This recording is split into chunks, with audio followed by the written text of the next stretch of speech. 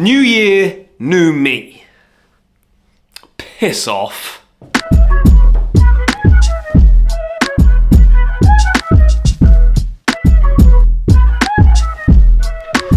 Okay, so we are coming up to the end of the year. It is now December 30th of 2024, and we are going to be moving into the new year of 2025. And I don't know about you guys, but I feel like every time we get to the end of a year and into a new one, I feel this kind of immense, enormous pressure from above that I need to become and find the best version of myself, or whatever the hell that means. I always feel like I have to have all of the answers moving into the new year. I need to know exactly where I'm going to find all the best high-paying ticket clients, and how am I going to improve my processes so that they're watertight? How am I going to make my design business more successful now than it's ever been? How am I going to take over the world? And it all just seems so mega, and I can't get my head around it all. And what that actually does to me is it just kind of paralyzes me. It stops me from actually taking any action.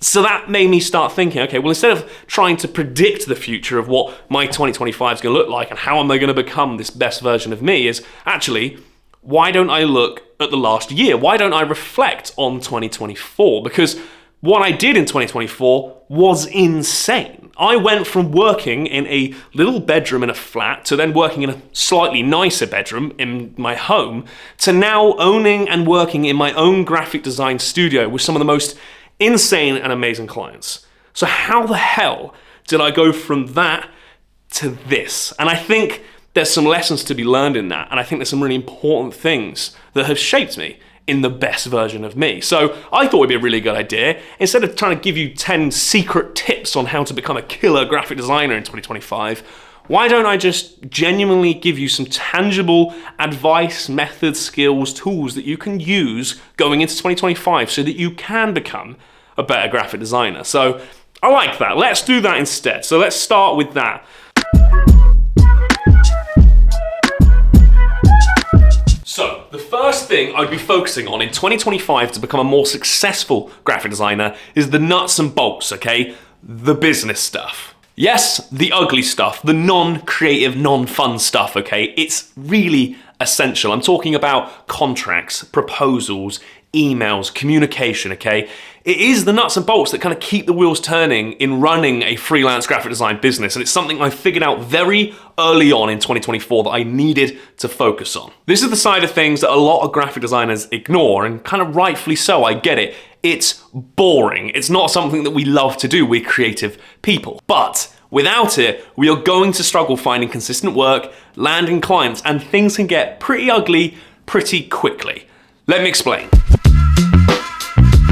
At the start of 2024, I introduced more tailored personal proposals to the clients I was working with, because before that, all I was actually doing was I was jumping on a call with this potential client, we'd have a little chat about their project, and I'd try to understand what their goal was, and then we'd get off the call, and then I would just send them an email and say, hey, great to speak to you, this is what we can do, this is a rough outline of how long it's going to take, that's how much it's going to cost, what do you say? Are you in? Or are you out? And of course that was never gonna go well. How did I think that was going to work? And therefore I would hardly ever land a client. In fact, I think it was more like 30 to 50% of the time I would either never hear back from them, get completely ghosted, or they'd want to negotiate price, and it kind of just made the whole thing messy and sticky, and it didn't feel kind of smooth, right? There was kind of no trust there, and rightfully so, right? If you're in the game of graphic design, that's what we do. We visually communicate ideas, and we do it in the most beautiful and impactful way possible.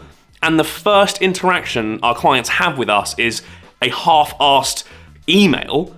Of course, they're not going to trust and want to work with us, right? So when I went away and started to actually put together more tailored, beautiful proposals that looked the part, I mean, ultimately, I'm asking them to spend their money with me on being a designer. So the first thing they should get is this beautifully thought out, designed piece that felt personal to them, like I had listened.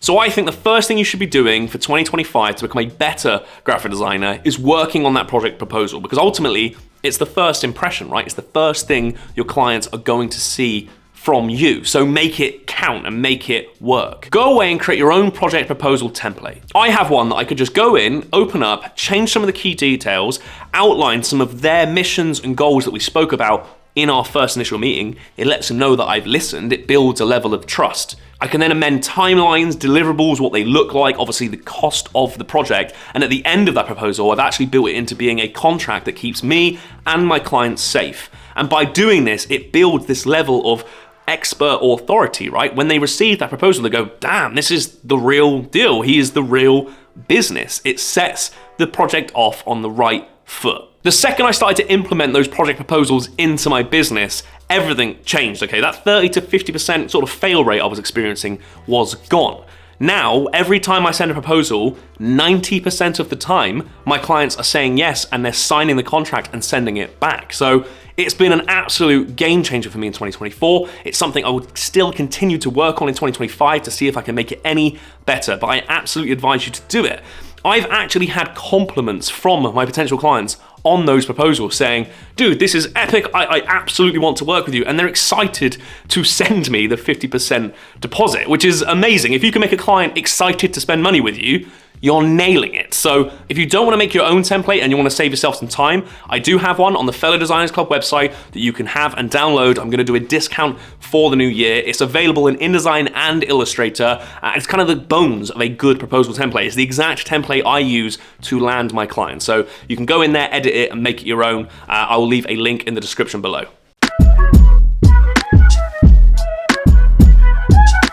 Okay, so the second thing you could be doing in 2025 to level up as a graphic designer is, well, it's pretty basic, but it's actually incredibly essential, and that is working on your craft, okay? That's the creative stuff. It's how we become better at executing work. If you're anything like me, you'll be working on a project and you're really, really proud of it, right? You've been spending hours on it and you're looking at it and going, yes, I've crushed it, I've nailed it, right? And then you walk away for a little bit. Maybe you go away for a day or two, or maybe you don't see it for a really long time. And then when you come back to it, you go, oh, damn, this sucks. This is not good work. What was I thinking? Oh my God, I'm embarrassed by it. You hate the work, you find flaws in it, and you think you could do so much better, right? Well, guess what? That is normal. And quite frankly, I think it's a good thing. I think the second you start to think that you're the master of your craft and you figured it all out and you couldn't get any better, well, that sucks because you're now stuck in the same place. You're never growing. I think we should always be looking at our work and thinking we could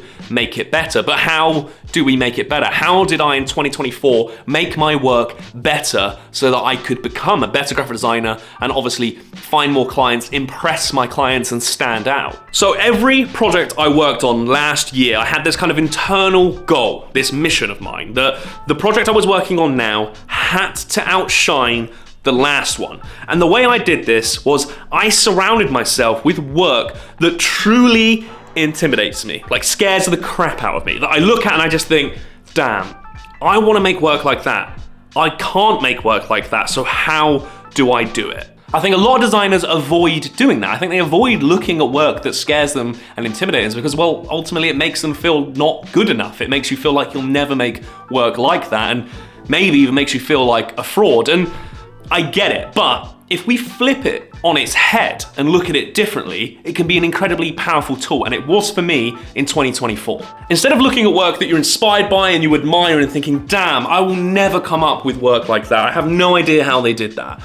Try thinking, well, hang on a minute, I want to make work like this, so how do I make work like this? I would honestly suggest spending a great deal of your time in 2025 studying the work of others that inspire you, that you look at and think, damn, I want to make work like that. Go and take a look and figure out how they sheared the type the way they did it, or how they added this epic shadow effect inside one of the illustrations. The only way to get better at our craft is to do, okay? Creativity is like a muscle. It needs to be worked out and worked on constantly. So spend a great deal of time working on it, even if it's not actually for a project, but even if it's a passion project, okay? Go away and figure out how to design in a certain way, how to create a certain effect by the stuff that inspires you. There's a famous quote by Jim Rohn that says, you are the average of the 5 people you spend the most time with. And the same kind of goes for the work that you create. If you surround yourself, research, consume work that is ultimately bang average and that every single other designer is looking at and consuming, your work will only ever be the average of that. But if you surround yourself and consume work from a higher caliber, okay, work that not everybody is looking at, you'll then become the average of that, which sounds absolutely epic to me. This has genuinely helped me level up my work in 2024. I will continue to keep doing it in 2025.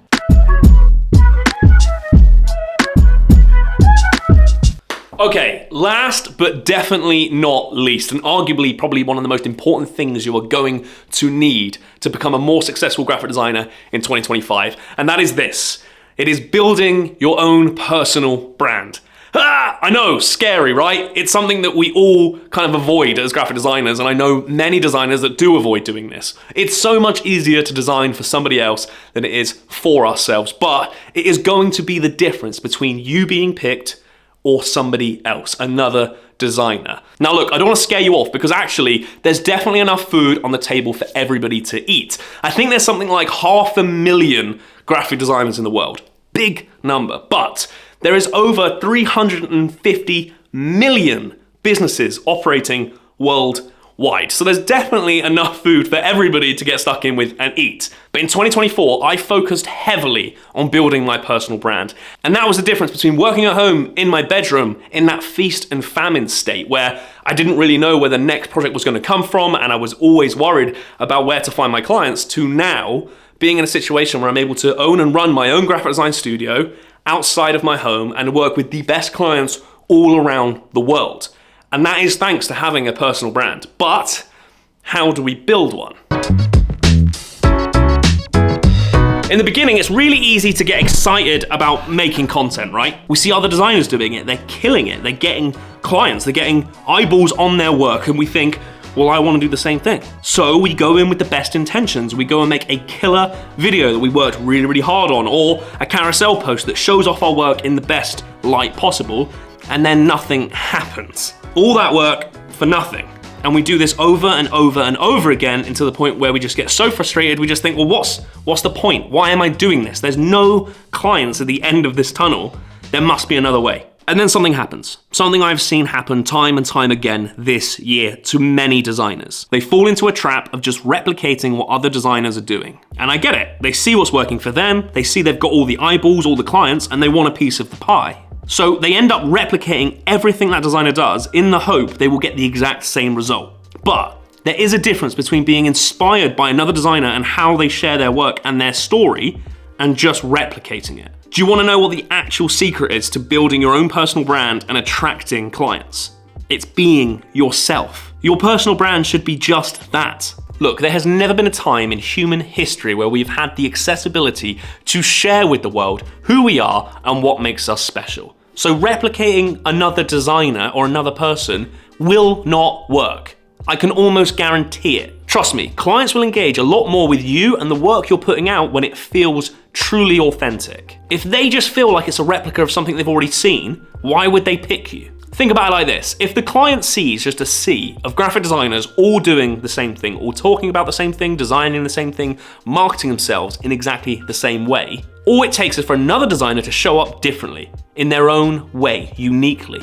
And they're gonna be the designer that stands out and shines in the eyes of that client. You need to be that designer. Well, now you're probably asking, well, how the hell do I create my own personal brand that's genuinely unique and different to the rest? And look, unfortunately, I can't answer that for you because, well, that's you, not me. But look, a personal brand isn't about just designing a logo, okay? It's about injecting as much of you into the brand as possible. And for me, well, I'm just a big old goofball guy who loves skateboarding and surfing and 90s hip hop and tattoo culture and beers and barbecue and food, right?